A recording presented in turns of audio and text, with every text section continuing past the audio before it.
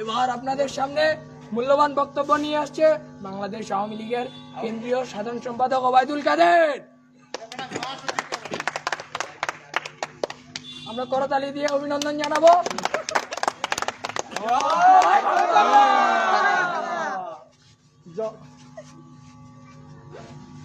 ধন্যবাদ। আমরা ক্ষমতায় আছি, ক্ষমতায় থাকবো। কিসের বিএনপি?